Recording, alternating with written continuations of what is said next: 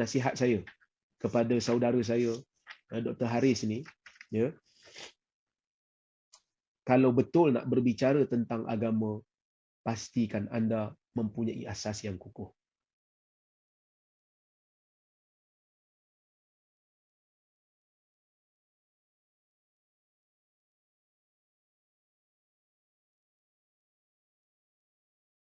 Tapi kita juga kena ingat berapa ramai orang Islam mengucap percaya tentang hari akhirat tak sampai lagi kat hati. Macam mana tu? Dia tak kata tak percaya, dia tak kata reject, dia tak tolak, tapi dia hanya tak percaya betul ke hari akhirat, tapi tak, kepercayaan tentang hari akhirat tu tak sampai lagi kat hati. Tapi dia diamlah. Jadi macam mana? Adakah dia sudah menjadi kafir?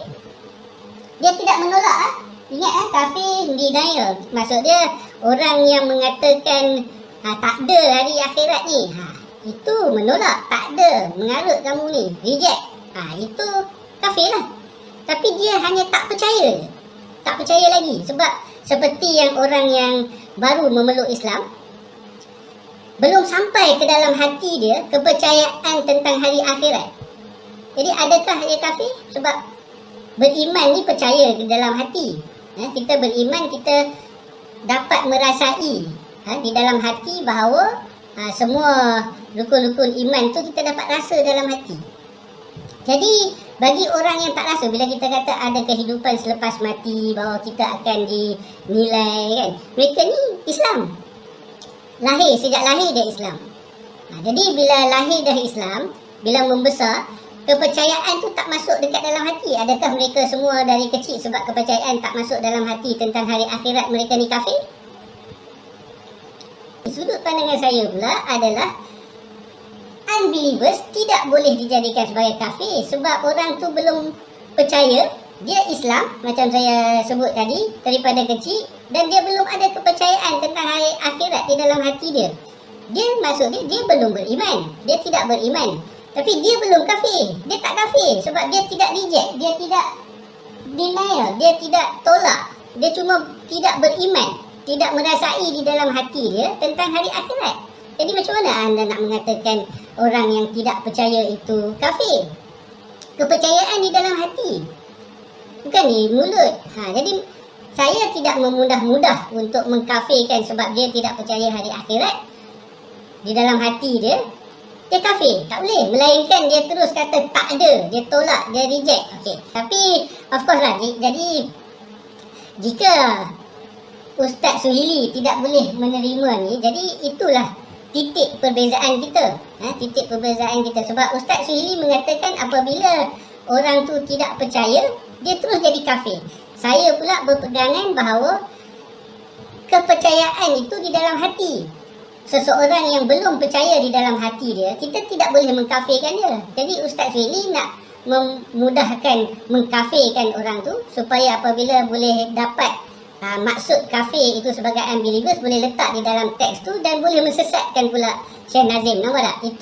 Itu sudut pandangan Ustaz Suhili. Sudut pandangan saya pula adalah unbelievers tidak boleh dijadikan sebagai kafir sebab orang tu belum percaya. Dia Islam macam saya sebut tadi daripada kecil, dan dia belum ada kepercayaan tentang hari akhirat di dalam hati dia. Maksudnya dia belum beriman, dia tidak beriman. Tapi dia belum kafir. Dia tak kafir sebab dia tidak reject, dia tidak denial, dia tidak tolak. Dia cuma tidak beriman, tidak merasai di dalam hati dia tentang hari akhirat. Jadi macam mana anda nak mengatakan orang yang tidak percaya itu kafir? Saya nak sebut di sini, pertama sekali, berkenaan dengan definisi kafir dan iman ni, kita kena tengok dalam rujukan-rujukan yang disebutkan oleh para ulama. Kerana iman ini benda yang telah dihuraikan lama dulu oleh para ulama. Jadi kita janganlah buat pandai, kan? Jadi kalau kita tak pandai, kita jangan buat-buat pandai. Kita rujuk pada kitab. Okey, saya nak kongsikan kepada tuan-tuan dan puan-puan yang dirahmati oleh Allah Subhanahu Wa Taala sekalian berkenaan dengan definisi iman. Sekejap ya. Saya definisi iman dan kufur. Saya kongsikan kepada tuan-tuan dan puan-puan, ya. Yang ni. Ya. Al-Qurtubi. Saya bawa daripada Qurtubi, Abul Abbas Al-Qurtubi, dia mengatakan mazhab salaf, dia kata apa? Mazhabus salaf wa a'immatul fatwa min al-khalaf anna man saddaqa bihadhihi al-umur tasdiqan jazman la raiba fi wala taradduda wala tawaqqufa kana mu'minan haqiqatan. Dia menjelaskan sifat iman tu apa dia. Bila kita kata rukun iman ni kita mesti percaya macam mana? Nak jadi benar-benar beriman, dia kata mesti macam ni. Apa dia? Dia kata mazhabus salaf. Yang ni bukan kefahaman Rozaimi, ya. Yang ni Dr. Hari kena dengar betul-betul. Yang ni Imam Qurtubi sebut. So jangan buat pandai. Saya nak pesan ni, jangan buat pandai. Ya? Kalau tak kerti bahasa Arab, boleh belajar bahasa Arab. Kalau tak kerti, malas juga belajar, jangan buat video berkaitan dengan ilmu agama, kemudian menyebarkan kekeliruan. Okay, Al-Imamul Qurtubi mengatakan, mazhabus salaf wa a'immatul fatwa. Mazhab golongan salaf dan imam-imam yang memberi fatwa daripada generasi yang terkemudian, minal khalaf, mengatakan bahawasanya man saddaqa bihadhil umur, sesiapa yang membenarkan perkara-perkara ini, yakni rukun-rukun iman lah, tasdiqan, membenarkan dengan satu pembenaran, jazman, pasti, putus, confirm, dia kata, la raiba fi, tidak ada keraguan padanya, wala taraddud, dan tidak ada kesangsian padanya, wala tawaqquf. Tawaqquf ni tak buat keputusan. Kana mu'minan haqiqatan, maka dia adalah orang yang sebenar-benar beriman. Maksudnya apa? Dalam bab iman dengan rukun iman ni, tak boleh kata saya belum beriman untuk kata dia dah beriman. Sesiapa yang ragu berkenaan dengan rukun iman, siapa-siapa yang ragu dan tidak ada uzur atas kejahilannya, maka dia dikira kafir. Satu orang yang tak beriman kepada Allah, Dr. Haris pun setuju mengatakan dia kafir.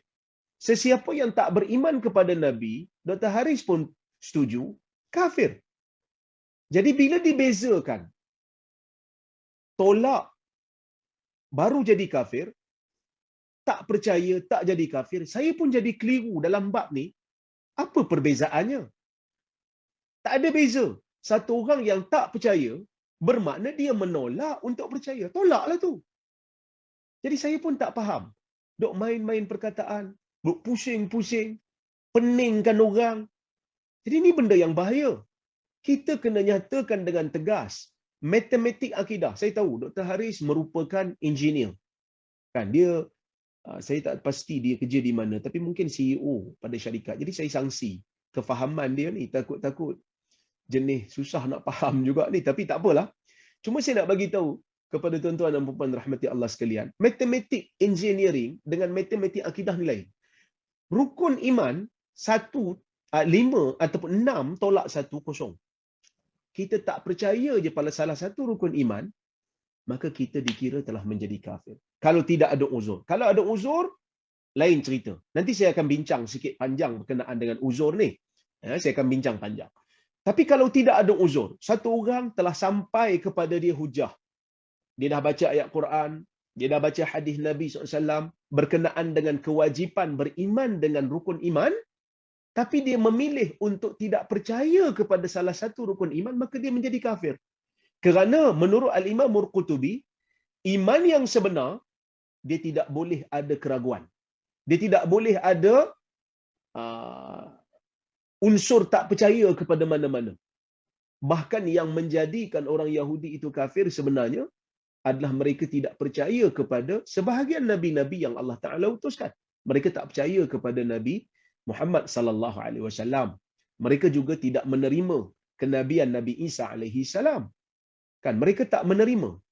Kan mereka tak menerima. Bahkan ada sebahagian ulama berbahas tentang orang Yahudi ni, kalau dia mengatakan Nabi Muhammad SAW itu memang Nabi, tapi dia tak terima yang Nabi itu, tak percaya Nabi itu diutuskan untuk dia, still dia tak jadi Muslim lagi. Kalau dia percaya Nabi Muhammad tu Nabi untuk orang Arab, bukan untuk semua umat, bukan untuk dia, maka dia still menjadi orang yang tidak beriman kepada ajaran Islam. Jadi sebab itu, kena perhatikan betul-betul. Saya rujuk dalam kitab Al-Mufhim ni. Ni boleh tengok dalam kitab Al-Mufhim. Dan kalau tuan-tuan tengok, tuan-tuan dan puan-puan rahmati Allah Subhanahu Wa Taala, tengok dalam kitab Usulul Iman fi Dhawil Kitabi was Sunnah. Asas-asas keimanan menurut pancaran kitab dan sunnah, ya. Para ulama, ditulis oleh beberapa orang ulama, para ulama ada membahaskan tentang bentuk-bentuk kekufuran. Bentuk-bentuk kekufuran ni bukan satu. Ada macam-macam. Dan bentuk yang ketiga yang mereka bahaskan di sini adalah kufrus syak, dia kata, wahwa taraddud. Kufur pada perkara yang syak, maksud dia syak, wahwa taraddud, dia tak yakin. Wa adamul jazm bisidqir rusul. Dia tidak memutuskan yang Rasul itu bercakap benar. Maka kat sini, dia bercanggahan dengan keyakinan. Sedangkan iman itu perlu yakin. Kan? Allah Subhanahu Wa Taala dia kata, dalilnya ialah firman Allah, wa dakhala jannatahu wa huwa zalimun li nafsihi. Qala ma adhunnu an tabida hadhihi abada. Wa ma adhunnu sa'ata qa'imah. Ini cerita pasal surah Al-Kahfi. Satu orang yang masuk ke dalam kebun dia, dia zalim pada diri dia, dan dia kata, saya tak menyangka kiamat tu ada. Bahkan tuan-tuan dan puan-puan rahmati Allah sekalian, kalau tuan-tuan tengok dekat surah Al-Jathiyah, di sana ada ayat yang clear mengatakan sesiapa yang ragu je, sangka-sangka macam tak percaya dengan hari kiamat.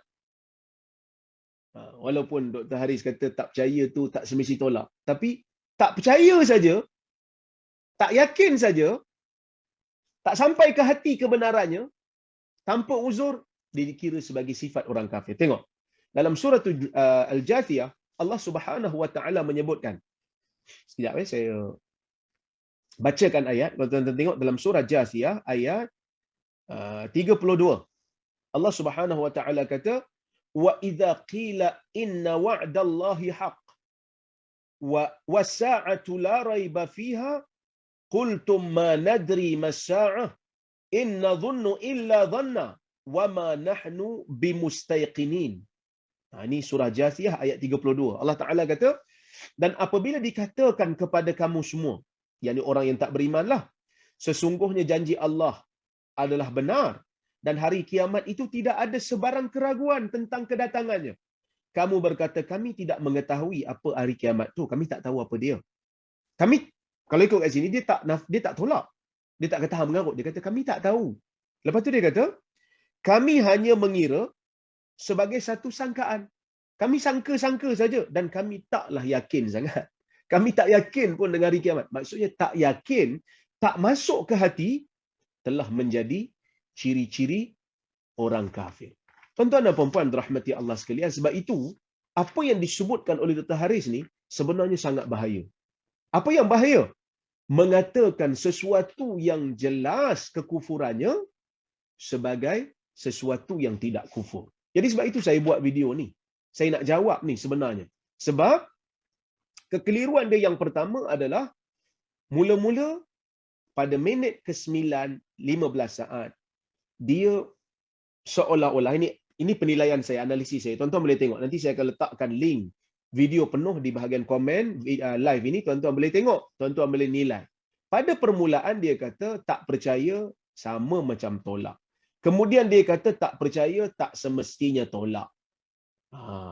Tak percaya ni sekadar tak sampai di hati saja. Ini kekeliruan. Dia telah menyanggahi apa yang dia sebut.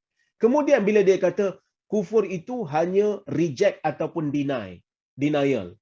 Tolak ataupun menafikan. Saya nak sebut. Saya dah bawa tadi di dalam kitab ni, tuan-tuan pun sedang tengok. Syak ataupun tak yakin pada rukun iman ataupun tak yakin dengan apa yang Nabi SAW bawa, masih tak percaya, masih tak masuk dalam hati, sedangkan tidak ada uzur, maka ia adalah kafir. Siapa-siapa yang kata selain daripada itu, maka dia kena bawa bukti. Kerana saya dah bawakan daripada dua rujukan yang utama. Okey. Kemudian dia kata, siapa yang tak percaya kepada Allah dan tak percaya kepada Rasul, dia minta kita guna otak untuk mengatakan orang seperti ini kafir. Dah. Tadi buat definisi, kena tolak, kena deny. Kat sini, lepas tu dia kata, tak percaya, tak semestinya tolak. Tapi dalam bab tak percaya pada Allah dan Rasul, sekadar tak percaya dah jadi kafir dah. Dia menyanggahi definisi yang dia buat. Dia sendiri melanggar definisi yang dia buat. Dia minta kita guna otak. Tapi bila mana di hujung video, dia sendiri telah meninggalkan otaknya jauh. Kita disuruh untuk berfikir di luar kotak. Bukan disuruh untuk berfikir tanpa otak. Yang tu kita kena clear. Baik. Berkenaan dengan mu'allaf. Okey. Mu'allaf ni, dia ada special case. Memang Dr. Hari ada sebut. Mu'allaf, bila sebut dua kalimah syahadah, dia dah dikira Muslim. Dan dia dah dikira Muslim bila dia sebut la ilaha illallah Muhammadur Rasulullah. Benda-benda lain dia tak sebut. Rukun-rukun Islam, rukun-rukun iman lain dia tak sebut. Saya mengatakan, menyebut dua ni terangkum di dalamnya rukun-rukun iman yang lain. Kerana rukun iman ni ada 6. Percaya kepada Allah, percaya kepada Rasul, percaya kepada malaikat, percaya kepada kitab-kitab, percaya kepada hari kiamat, dan percaya kepada qada dan qadar, baik dan buruk datang daripada Allah. Bila kita beriman dengan dua ni, sebenarnya kita telah beriman dengan 4 ni. Buktinya apa? Mana kita nak tahu tentang kewujudan malaikat? Kita tahu tentang kewujudan malaikat melalui Quran dan Sunnah. Quran datang daripada Allah, Sunnah datang daripada Nabi. Mana kita nak tahu tentang kewujudan kitab-kitab terdahulu? Melalui Quran dan Sunnah. Maka datang dalam dua syahadah juga. Mana kita nak tahu tentang kewujudan Rasul-Rasul terdahulu? Melalui Quran dan Sunnah juga. Maka terangkum dalam dua syahadah. Mana kita nak tahu tentang kewujudan hari kiamat? Quran dan Sunnah juga menjelaskan. Maka terangkum juga dalam dua kalimah syahadah. Mana kita nak tahu qada dan qadar ni semua datang daripada Allah? Al-Quran juga yang menyebutkan. Sunnah Nabi SAW juga yang menyebutkan. Jadi dengan menyebutkan dua kalimah syahadah ni, secara umumnya, seseorang itu telah pun mengakui apa saja yang ada di dalam Al-Quran dan apa saja yang dibawa oleh Nabi SAW adalah benar. Maka hari kiamat disebut dalam Al-Quran sebagai benar. Hari kiamat disebutkan oleh Nabi SAW sebagai sesuatu yang benar, maka tidak ada keraguan lagi pada dia. Apa lagi keraguan yang kita ada? Tak ada keraguan dah. Kan? Jadi ini benda yang sepatutnya Dr. Haris kena faham. Tapi katalah satu orang mu'allaf dia mengucapkan kalimah la ilaha illallah Muhammadar Rasulullah. Tapi dia tak terlintas lagi, tak tahu lagi tentang perkara yang berkaitan dengan kita panggil tak tahu lagi perkara yang berkaitan dengan hari kiamat. Adakah benda tu telah mengkafirkan dia? Sesiapa yang tak percaya kepada hari kiamat asalnya kafir. Tetapi oleh kerana dia mu'allaf, maka dia diberikan kemaafan. Maksudnya bukan benda tu tak salah, tapi diberikan kemaafan, diberikan keuzuran. Sebab apa diberikan keuzuran? Diberikan keuzuran kerana dia jahil. Itu je sebenarnya. Sama macam anak-anak kecil pun. Anak-anak kecil yang belum balik umpamanya, dia tak faham lagi. Kan? Bila dia dah mumayyiz, dia dah mula faham. Tapi katalah dia tak beriman betul. Dia masih ada keraguan. Adakah salah benda tu? Asal salah. Tapi adakah dia dipertanggungjawabkan? Dia tak dipertanggungjawabkan sebab dia bukan mukallaf. Dia belum balik dan dia belum sempurna akal. Kerana dia baru mumayyiz. Tapi orang yang telah mukallaf, yang telah balik, yang telah berakal, setelah dia mengucap kalimah syahadah, dia telah dibentangkan kepada dia hujah dan dalil. Tiba-tiba tak masuk dalam hati dia keimanan kepada hari akhirat, maka dia kafir. Dia kafir. Tidak ada keraguan lagi pada dia. Dan ini yang disebutkan oleh Al-Imam An-Nawawi rahimahullahu ta'ala. Dia kata apa? Dia kata, Imam Nawawi dia ada hurai salah satu tentang satu hadis, ya. Dia kata apa? Dia kata anna ma kana yaf'aluhu min as-silah wal it'am wa wujuhil makarim la yanfa'uhu fil akhirah likaunihi kafiran wa huwa ma'na qawlihi sallallahu alaihi wasallam lam yaqul rabbi ighfir li khati'ati yaumaddin ay lam yakun musaddiqan bil ba'th wa man lam yusaddiq bihi kafir wa la yanfa'uhu amal. Dia kata apa? Iaitu orang yang tidak membenarkan tentang hari kebangkitan. Dia tak membenarkan tentang hari kebangkitan. Maksud dia tak terima. Dia tak percaya. Dia tak percayalah. Kan? Dan orang yang tidak membenarkan, maka dia kafir. Dan apa saja amalannya tidak memberi manfaat kepada dia. Jadi ini yang disebutkan oleh Imam Nawawi. Jadi, saya nak balik kepada isu.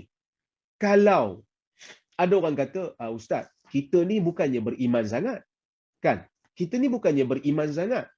Kita tak sama iman dengan Abu Bakar. Iman kita tak sama dengan iman Nabi Muhammad sallallahu alaihi wasallam. Saya kata betul. Yang itu bukan dari sudut menafikan asal keimanan. Sebab Dr. Haris sebut berkali-kali dalam video dia. Iman tak masuk ataupun tak sampai ke hati. Berbeza dengan iman yang dah sampai ke hati, kemudian dia berkurang. Kerana kita ahli sunnah wal jamaah mengatakan iman itu untuk kita, umat kita ni, umat biasa ni, iman kita bertambah dan berkurang. Bertambahnya iman dengan ketaatan, berkurangnya iman dengan kemaksiatan. Tapi asas kepada kepercayaan pada hari akhirat tu tak hilang. Kalau satu orang dia kata, saya sebenarnya saya buat maksiat. Na'udzubillah. Dia kata dia buat maksiat. Pasal apa buat maksiat? Saya terleka. Adakah dia menafikan kewujudan hari akhirat? Dia percaya. Cuma dia terleka. Dia terleka. Azam dia untuk beramal dan menjauhkan diri daripada azab pada hari akhirat tu menjadi kurang kerana maksiat yang dia buat. Bukan dia menafikan hari kiamat. Dia still percaya. Cuma keimanan itu menjadi lemah. Saya bagi analogi mudah. Dua orang nak masuk periksa. Dia tahu dua-dua ni percaya tentang minggu depan mereka ada peperiksaan. Satu belajar bersungguh-sungguh. Maksudnya keimanan dia pada periksa tu kuat. Satu lagi main game, main bola. Bila orang tanya, han tak tahu minggu depan dia periksa. Dia kata, saya tahu. Tapi siapa main-main ni? Dia kata, saya terleka. Saya tak mampu kawal nafsu saya. Bukan bermakna dia tak percaya pada hari periksa tu. Tapi dia terleka. Orang yang telah ada kepercayaan iman terhadap akhirat dalam jiwa dia, kemudian keimanan itu lemah, bukan bermakna dia tak percaya, tetapi semangat dia yang lemah. Dia perlu kuatkan semangat dia untuk dia beramal untuk akhirat itu dengan melakukan ketaatan dan menuntut ilmu. Yang ni Dr. Haris kata apa? Iman tak masuk, tak sampai ke hati. Banyak kali disebut tak sampai.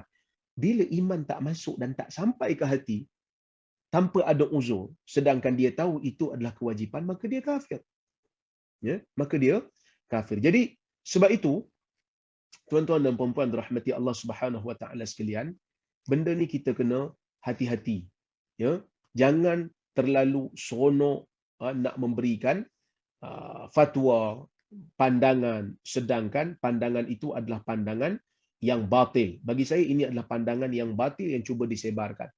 Perlu kepada perincian. Orang yang bukan Islam, yang baru masuk Islam, dia telah pun percaya secara umum apa yang dibawakan oleh Quran dan sunnah kerana dia telah mengucap 2 kalimah syahadah.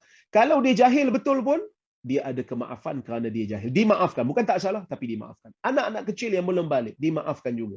Tapi orang Islam, dah baca Quran, dah tahu tentang rukun iman, tapi mengatakan tak sampai lagi iman dalam jiwa dia.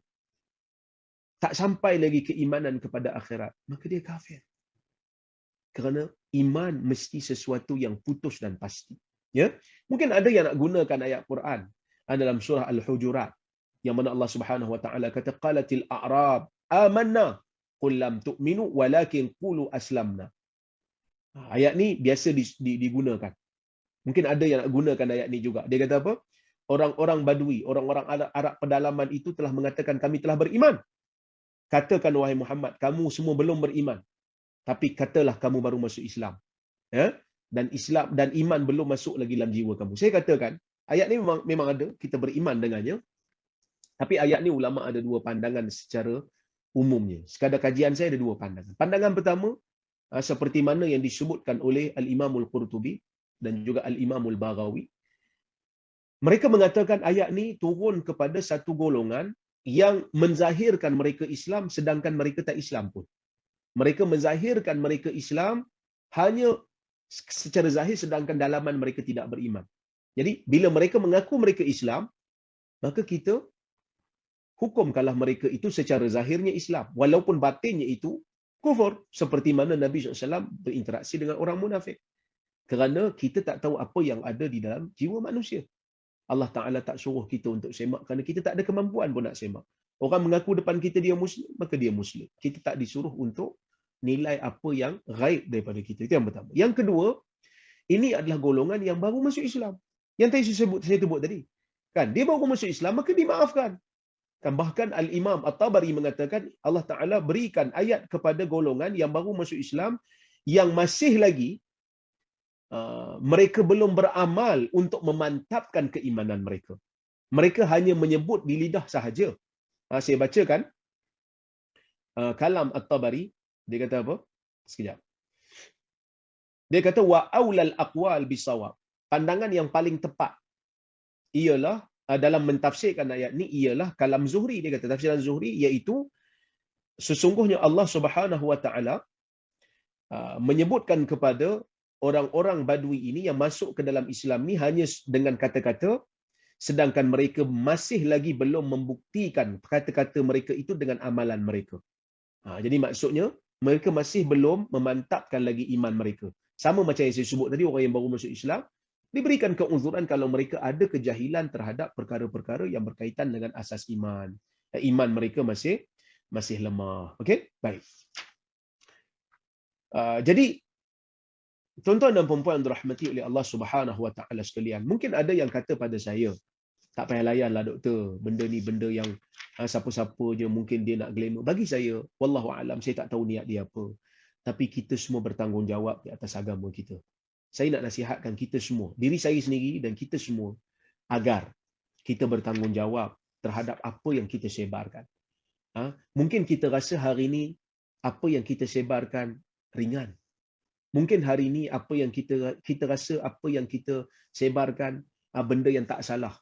Tetapi percayalah, sekecil-kecil perkara kalau ia salah mungkin akan membinasakan kita di hari kiamat.